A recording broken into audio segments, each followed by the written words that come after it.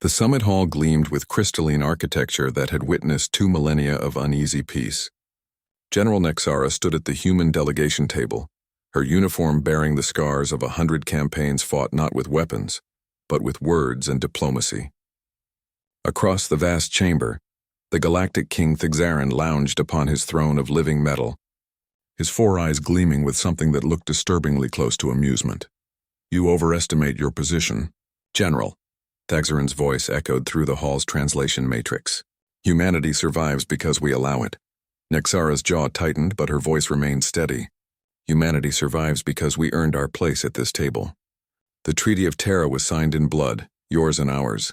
Behind her, Xiren, her tactical advisor and the closest thing she had to family, placed a warning hand on her shoulder. She could feel his tension radiating through that simple touch. The other delegates, representing 47 species of the Galactic Confederation, shifted uncomfortably in their seats. None would meet her eyes. They all knew the truth. The treaty had been humanity's cage as much as its protection. For 2,000 years, humans had been confined to their solar system, allowed to exist but never to expand, never to truly thrive.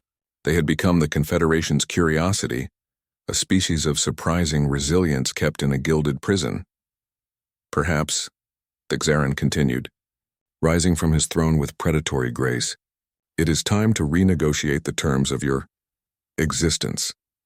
The word hung in the air like a death sentence.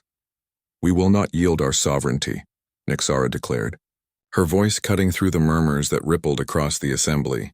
"Not to you, not to anyone." Thixaran's expression shifted, a complex arrangement of his alien features that Nexara had learned to recognize as contempt. "You speak of sovereignty when you possess none. Your species should be grateful we did not exterminate you when we had the chance." "You tried," Nexara said quietly. "The Battle of Jupiter's Gate. 300,000 Confederation ships against our last defense fleet. You lost half your armada to 5,000 human vessels crewed by soldiers who refused to die. Ancient history." Thixaran waved a dismissive appendage. "Is it?" Nexara stepped forward. "Because I remember. Humanity remembers. We always remember." The temperature in the hall seemed to drop. Xiren moved to intercept her, but she raised a hand, stopping him. This moment had been building for decades, perhaps centuries.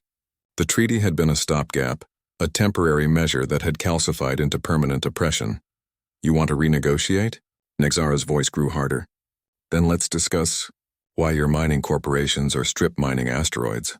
In the Oort cloud in violation of Section 47, let's discuss why human, merchant vessels are being disappeared in neutral space. Let's discuss why every attempt we've made to establish peaceful colonies beyond Mars has been met with military blockades." Thixaran's eyes narrowed. "You dare make accusations?" "I dare speak truth," Nexara interrupted. "Something that hasn't been spoken in this hall for generations." The Galactic King moved with shocking speed. One moment he stood at his throne. The next he was descending the steps, his personal guard materializing around him. The air crackled with tension. "The treaty protects you, General," Thixaran said, each word dripping with venom. "But treaties can be broken." "Then break it," Nexara challenged. "Show everyone here what your word is truly worth." Xiren was at her side now, his hand on his sidearm. A futile gesture, but one born of loyalty. Around them, delegates began backing away, creating a circle of empty space. Some were already activating their emergency transports. Thixaran reached into his ceremonial robes and withdrew a weapon that hummed with contained energy. "You wish to be a martyr, human? So be it. Let your death be the punctuation mark on humanity's failed experiment." The shot came without further warning. The energy bolt struck Nexara in the chest, and she fell backward into Xiren's arms. The smell of burned flesh and ozone filled the air. Through dimming vision, she saw Thixaran standing over her, the weapon still smoking in his hand. "The treaty," Nexara whispered. "Blood on her lips is ended." Xiren cradled her, his face a mask of anguish and rage. "Medical team, now!" But Nexara gripped his arm with surprising strength. "No, this is what we needed." "Tell them." "Tell Earth. We're free now." Her hand fell away and her eyes closed. The summit hall erupted into chaos. Delegates screamed and fled. Alarms blared. But Xiren remained kneeling, holding the body of the woman who had been humanity's voice. Its conscience, its warrior. Thexerin looked down at what he had done, and for the first time in his long reign, felt the cold touch of fear. He had just murdered a sitting general under diplomatic protection. But more than that, he had given humanity something it hadn't possessed in 2,000 years, a cause worth dying for. 3 hours later, every human vessel in Sol system received the same transmission. Nexara's final words, the footage of her murder, and beneath it all, a message that had been prepared for this exact moment. To all citizens of the Terran Union, the treaty is ended. We are no longer bound. We are no longer caged. Today, General Nexara gave her life not to preserve peace, but to purchase our freedom.